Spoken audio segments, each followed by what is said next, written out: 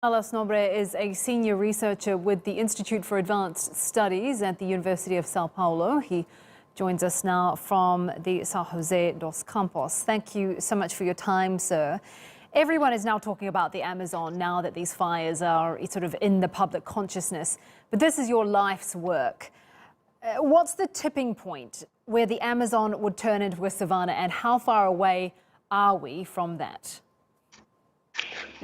The Amazon may turn into a savanna, 70% of the Amazon into a dry, degraded savanna if deforestation rates exceeded 25% of the forest area, about 6.2 million square kilometers. Currently, deforestation rates are about 17% of the basin, so we are not that far.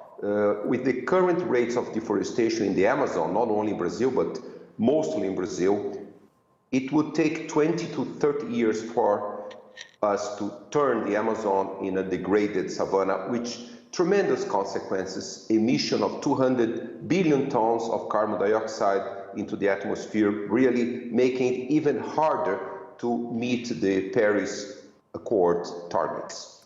It really is just terrifying, really, when you put it into that sort of context. 20 or 30 years, that's our lifetime. Whose fault is this, and whose responsibility is it to fix it? Well, the fault is our lack of imagination to think of a different model of development for the global tropics, not only the Amazon. We always thought of development as removing the forest, replacing with grazing lands for cattle or for croplands. But the greatest wealth of the tropical forest and the Amazon is its immense biodiversity. So we have to rethink development models and to really reduce deforestation to zero within the next 5 years. So it's an overall fault, not one particular person or government. However, in the last year, current Brazilian government is really pushing for deforestation, going back 50 years in terms of strategies for developing Brazil. I'm interested, I want to talk a little bit about the third way that you believe we can approach the Amazon, because I guess people who really fear for the future of the planet would argue that, this is capitalism at play. This is a world where everything is about profit. So how is anyone going to save the Amazon unless it's in their financial interests to do so? But you believe there's another way.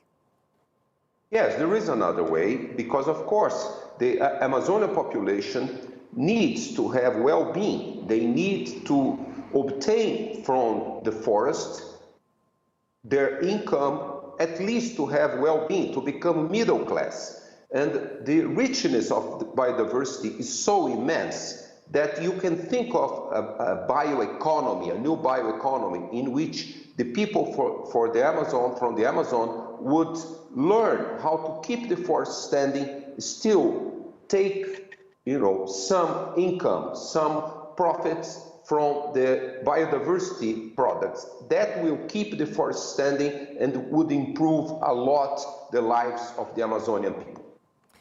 A lot of people are criticizing Jair Bolsonaro and saying that his policies around deforestation have led to the situation that we're seeing now.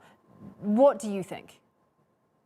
Well, the deforestation rates have been increasing since 2015, although in a small way. But President Bolsonaro came with a speech that protecting the forest was irrational, was wrong. We have really to get rid of the forest, replace the forest with big grazing land for cattle, mining. So that was a big mistake. That was a green light for environmental criminals. We have to keep in mind that 70–80% of deforestation in the Amazon is illegal. It's criminals grabbing land, public lands, indigenous territories, conservation areas, and try to really get hold of those lands to become cattle ranches and to sell that land. So my apologies there, we seem to have lost the connection. That was Carlos Nobre there, senior researcher with the Institute for Advanced Studies at the University of Sao Paulo.